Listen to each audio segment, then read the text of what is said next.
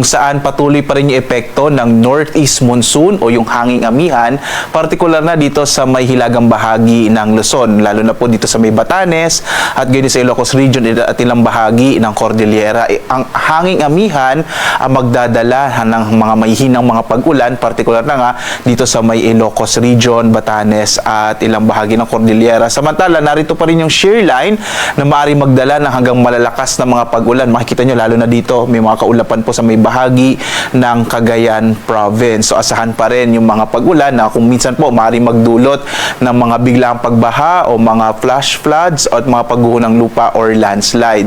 At samantala, makikita po natin na narito pa rin po dito sa may kanlurang bahagi ng Kalayaan Islands ang bagyong si may international name na Koto. Ito po yung bagyong Verbena na dumaan sa Kabisayaan itong nakaraang linggo. Huli itong namataan 345 kilometers northwest ng Pag-asa Island sa Kalayaan. Ang mga kaulapan na dala ng bagyong Verbena ay maaari pa rin magdala ng mga pag-ulan sa ilang bahagi ng Kalayaan Islands at gayon din sa ilang bahagi ng Palawan. Yung trough po nito o extension ng mga kaulapan ay maaari pa rin magdala ng maulap na kalangitan dito sa may bahagi nga ng Palawan at Kalayaan Islands. Mapapansin niyo naman, sa ibang bahagi ng ating bansa ay mga makakaranas ng mga isolated o mga pulupulong pag-ulan, pagkilat, pagkulog, lalo na sa dakong hapon hanggang sa gabi. At ngayon po, maliban dito sa bagyong Verbena, wala na tayo or yung bagyong si Koto. At mananatili po itong bagyong Koto dito sa may kanlurang bahagi ng Pag-asa Islands hanggang sa mga susunod na araw. At inaasahan po natin tutungo ito